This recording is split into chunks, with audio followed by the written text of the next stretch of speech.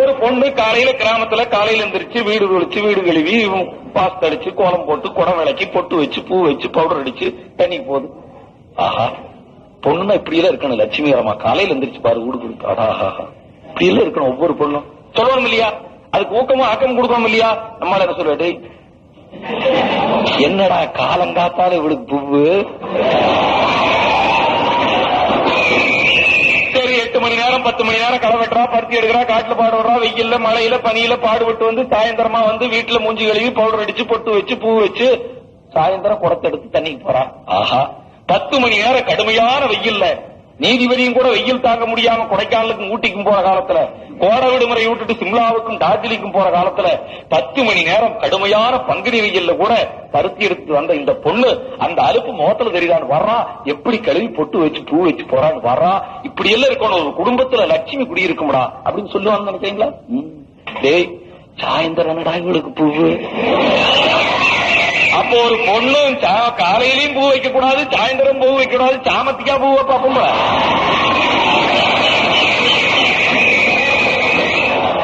கிராமப்புறத்தில் இருக்கிற பொறாமை. ஒருத்தன் வர்றேன், காலில் அடிபட்டுருச்சு, நொண்டி நொண்டி வருவேன்.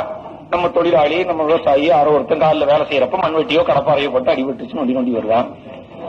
என்னப்பா காலில் அடிபட்டுருச்சா, ரத்தம் வந்ததா, டாக்டர்கிட்ட போனையா, ஊசி போட்டையா, செப்டிக் ஆகிற பொறுப்பா பார்த்தையா? அந்த அனுதாபமான எண்ணம் கிராமத்துல வரவே வராது. இவனுக்கு அவன் அடிபட்ட உடனே இவனுக்கு ஒரு சந்தோஷம். என்னப்பா அடிபட்டுருச்சா, ஆஸ்பத்திரி ஓரையா, கடனுக்கு சும்மா கடனுக்கு கேட்கறோம். அவன் நம்ம என்ன வேண்டிய கிராமத்துல எல்லாம் தீயாகி இந்த காரை வெட்டி எடுக்கிற ஸ்டேஜ் ஆனாதான் குளுக்கோஸ் பாட்டில் இங்கேயே போட்டு காரை தூக்கி போட்டு கொண்டு வர லெவல் வரைக்கும் போக மாட்டேன். முதல்ல போய் காசு அவனுக்கு எல்லா லெவலும் வந்து அப்புறம் பெரிய கட்டு போட்டு ஆஸ்பத்திரி கொண்டு படுக்க வச்சிருக்கோம். இவன் அங்கேயும் போக ஆஸ்பத்திரி பார்த்து வர்றதுக்கு என்ன கடனுக்கு போறது. இவன் போனாதான் அவன் வரியா, அதுக்காகத்தான் போறானுடைய இதயபூர்வமா அவன் மேல அனுபவப்பட்டு போறது கிடையாது.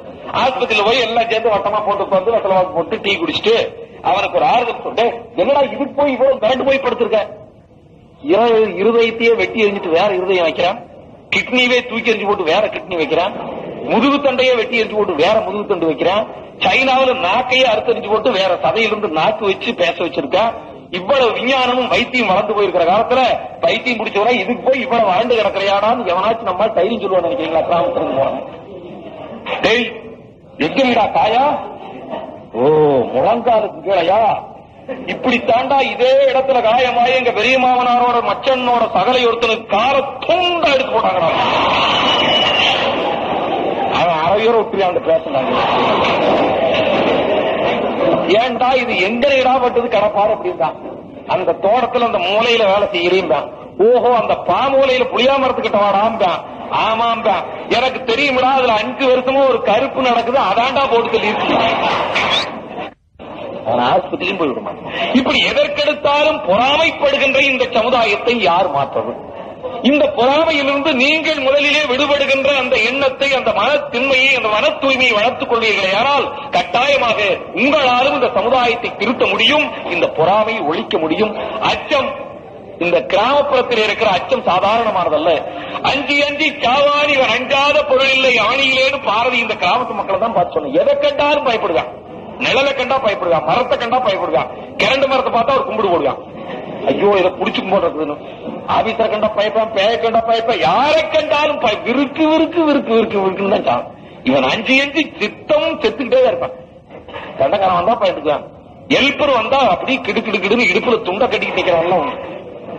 யாரை கண்டாலும் பயந்து அச்சத்திலே வாழுகின்ற இந்த சமுதாயத்தை, அந்த அச்சத்தை போக்கி இந்த நாடும் நாகரிகமும் உலகமும் எங்கே போய் கொண்டிருக்கிறதே என்று அறியாமல் அச்சப்பட்டு கிடக்கிற அந்த சமுதாயத்தினுடைய அச்சத்தை மாற்ற வேண்டும், அறியாமையை மாற்ற வேண்டும்.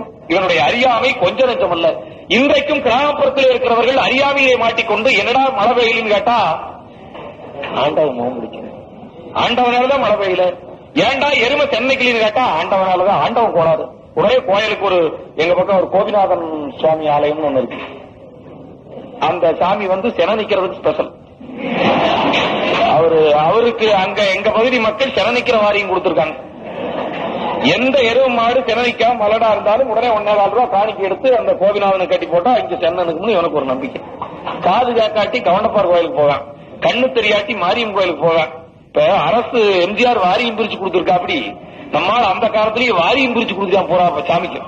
கால் வலிச்சா இந்த சாமி, கை வலிச்சா இந்த சாமி, கண்ணு மங்களானா இந்த சாமி, காது கேட்கலீங்கன்னா இந்த சாமி, பாம்பு கடிச்சா இந்த சாமி. இங்க எங்க ஒரு சாமி இருக்குமே இந்த சுத்தோட்டு பக்கம், பாம்பு கடிச்சா அந்த கோயில ஓடி போட்டா வாழத்தோரத்தையினா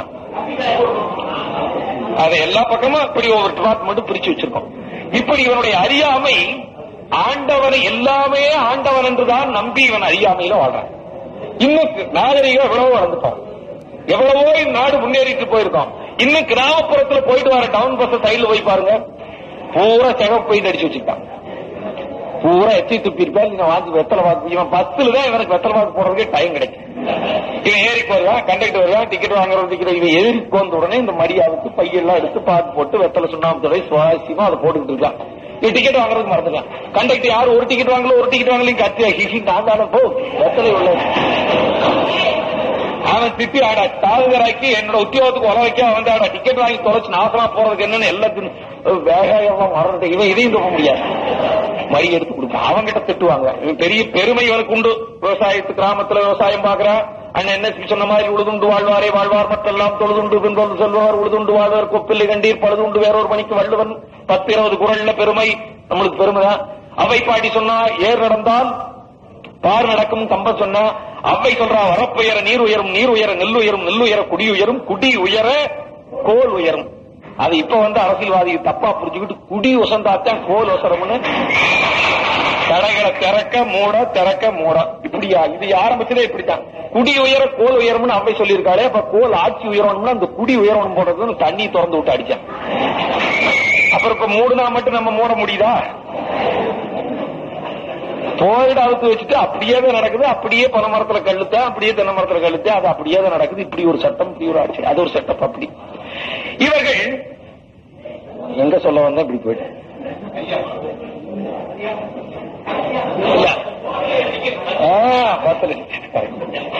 நீங்களும் பறந்துருவீங்க வரது. இப்பவே இவன் டிக்கெட் அப்புறம் வாங்கி அவங்கிட்ட 2 திட்டு வாங்கிட்டு சில்லறை கொடுத்துட்டு முடிச்சு அவன் அங்கிட்டு போன உடனே ஒரு அடி அடிப்பான் சைட்ல. அது 56 பேர் மரத்தை அடிச்சு அவன் பூரா திட்டி சாவுகராக்கின்னு போட்டு எல்லாம் கீழே வந்து வெத்தனாவது போடுறான் பஸ்ல ஏதாவது அதுக்கு பேசுறான்டான்னு இறங்கி போவேன். எப்படி நமக்கு மரியாதை, மத்தவங்க எப்படி மரியாதை கொடுப்பாங்க?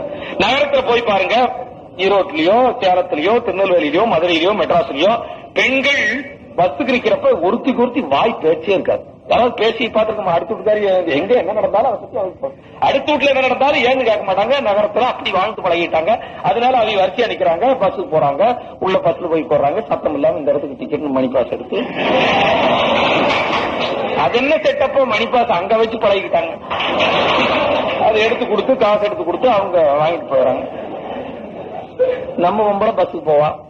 கிராமத்திலிருந்து இவன் 6 மாசமா தொங்குவான். எங்க அப்பா வீட்டுக்கு போயிட்டு வரேன், எங்க அப்பா வீட்டுக்கு போயிட்டு வரேன், எங்க அப்பா வீட்டுக்கு. இவன் 6 மாசமா விடமாட்டான். பொருள் களை வெட்டிட்டு போலாம், கடலை தோண்டி போட்டு போலாம், இந்த பருத்தி எடுத்து போட்டு போலாம். இவனும் அடக்கி கடைசியில ஃபைட் ஆகிற ஸ்டேஜ்ல சரி போய் தொலைஞ்சிட்டுனாலும் வாங்க இவன் அனுமதி கொடுப்பான்.